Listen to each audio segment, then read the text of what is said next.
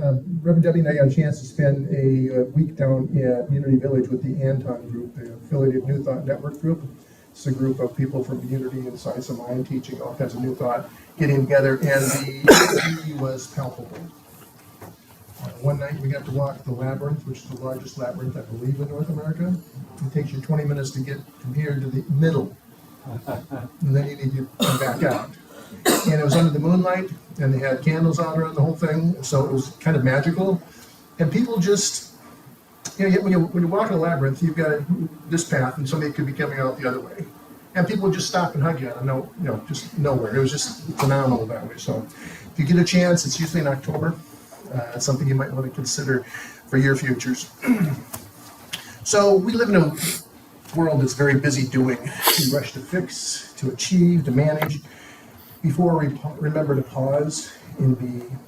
Yet real transformation always takes place when you begin with that sacred pause, with going inward and upward to the source before we move outward into expression.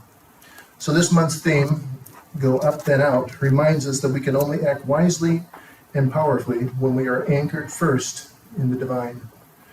When we align our awareness with spirit, our actions become inspired rather than driven.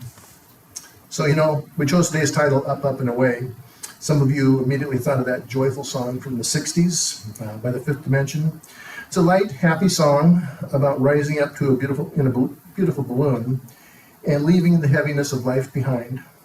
And Jimmy Webb is the one that wrote that for the group.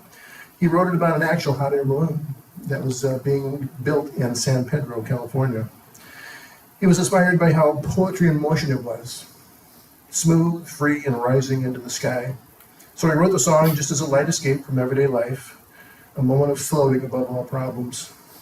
So even though it was released in the psychedelic 60s, he said it wasn't about escape through anything artificial. It was all about lifting into a higher experience of life with someone you love. And that's exactly what we're talking about today. Rising up in consciousness, choosing to elevate our thoughts, our hearts, and our lives. And discovering when we go in, up and in awareness, we are lifted into joy, peace, love, and God's presence. And today's talk is about joyful invitation to rise in consciousness, to let go of the heaviness that holds us down and soar freely in the balloon of life that God has provided for us. Maybe. No? Okay. We talked about the 7-Ups this month. During the month, we explored what we called those 7-Ups. They were 7 spiritual practices that lift our consciousness and open us up to a higher vibration of life itself. They're not simply nice ideas. They are spiritual principles in action. There we go. Gentle yet powerful reminders of how we can live from the inside out rather than from the outside in.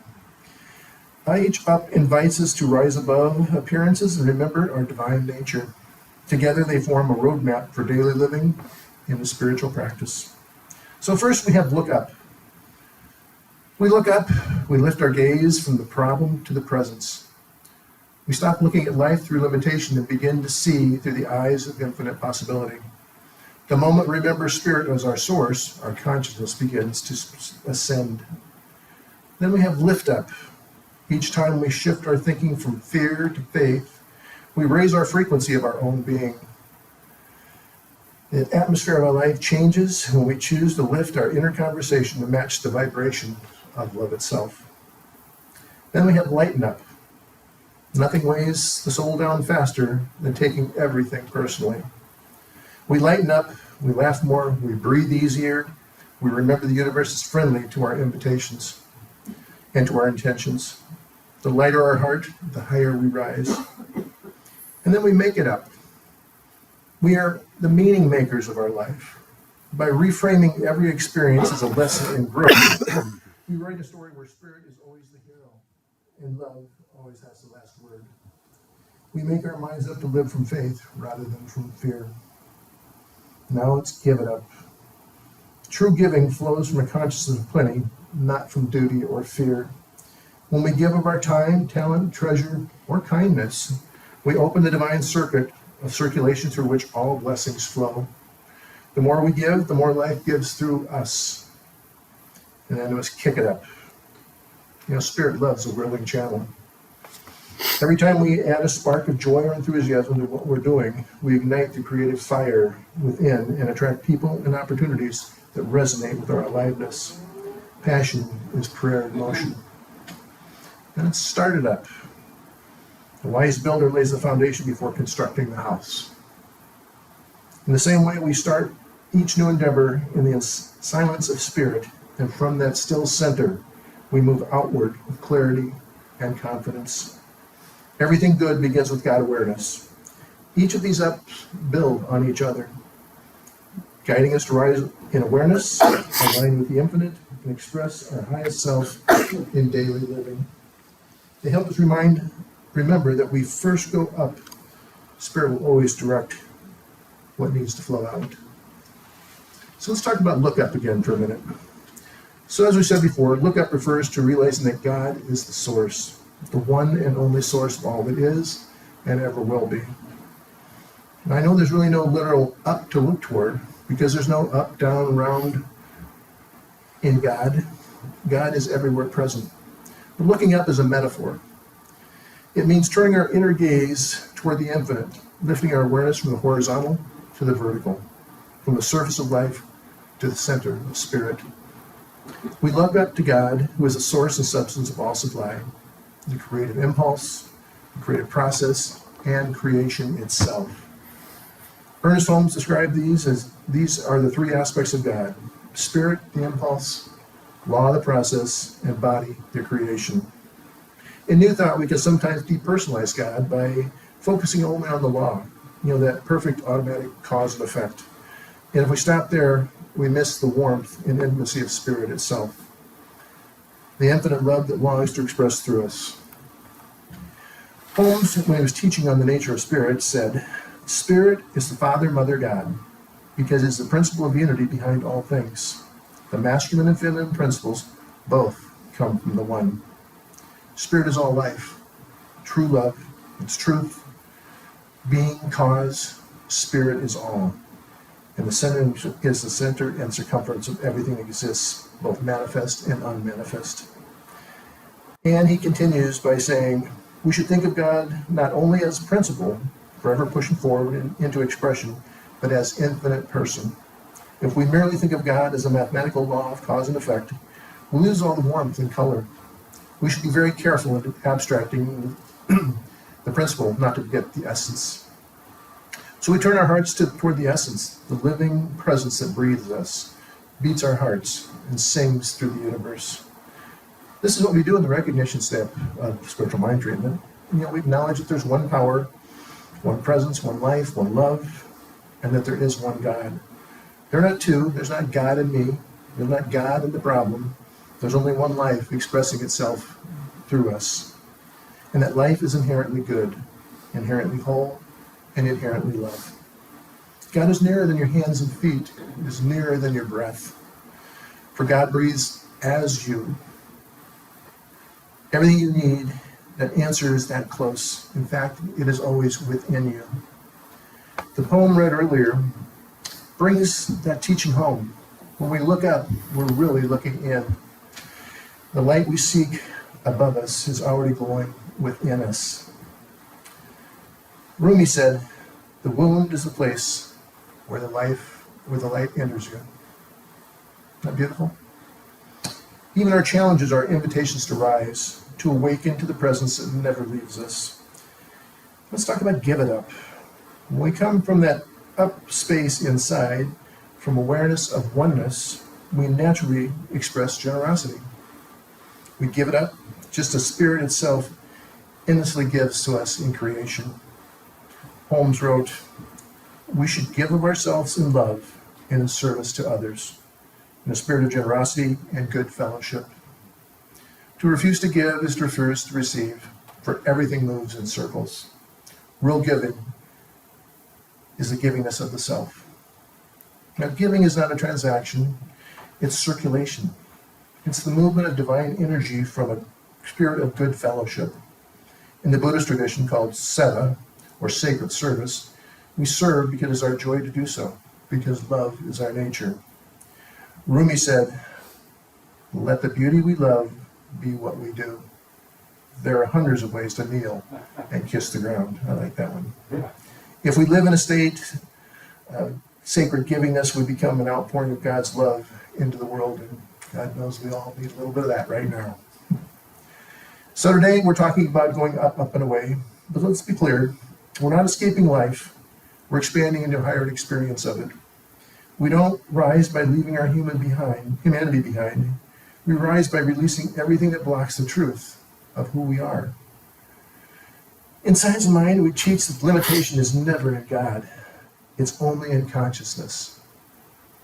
The creative power of God is always seeking to express through us. But if our consciousness is cluttered with fear, resentment, doubt, guilt, or small thinking, it's like we're trying to fly with sandbags tied to us. Spirit isn't withholding our good. We weighed ourselves down, and we won't let it release. Holmes remind us the only thing that limits us is our inability to see ourselves as already perfect, already complete, and already divine. How true that is. That's very powerful. The blocks we experience are not punishments. They are not permanent. They simply indicate where we are still believing something smaller than God. They show us where we are still agreeing with fear rather than with the truth. And so here's the good news. We don't have to fix everything before we rise. We simply need to release. Spiritual growth is not about adding more. It's about letting go of what's not true about us. Rumi says, "Why do you stay in prison when the door is so wide open?" That one really resonates when you don't forgive somebody, because you're creating your own prison by not releasing it, and the door is open. Just let it go. I thought that was beautiful.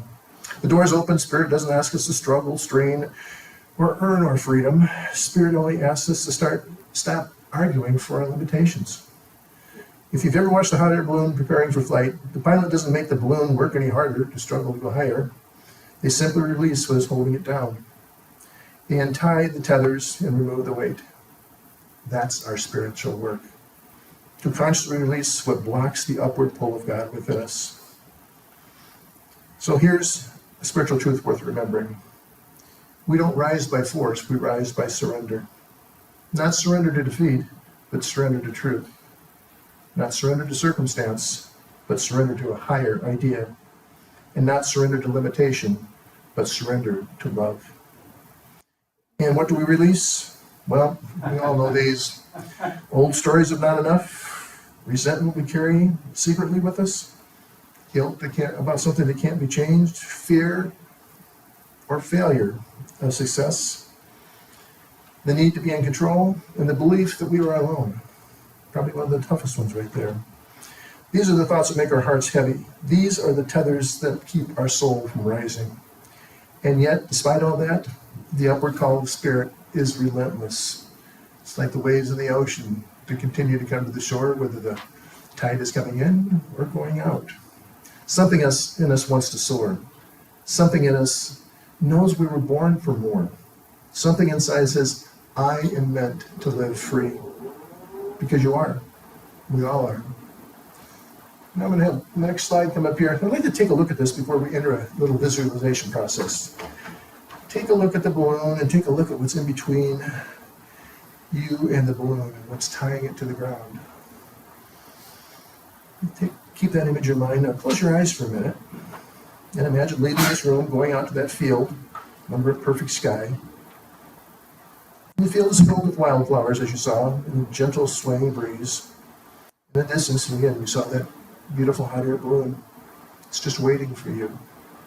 It's filled, ready to soar, but it's tethered to the ground by 4 strong ropes. Between you and the balloon lies a pile of stuff. And you can use the word stuff or whatever else you want to call it. The burdens you carried for too long, the unforgivingness, the guilt, fear, self-doubt, a sense of not enoughness. So as you walk toward the balloon, gather it all up, every bit of it, and place it in the basket of the balloon. Now walk to the first tether and untie it. And then the second. The balloon lifts slightly. And then on to the fourth. and it rises into the air. Notice it as it is going away from you and is moving and going off into the distance. And now open your eyes. And it's gone. Which is not exactly what we were looking for, but okay. So that's what we should be doing after this service today. Is taking a look at everything, putting it in that basket, and letting it fly away. And so it is. And so it is.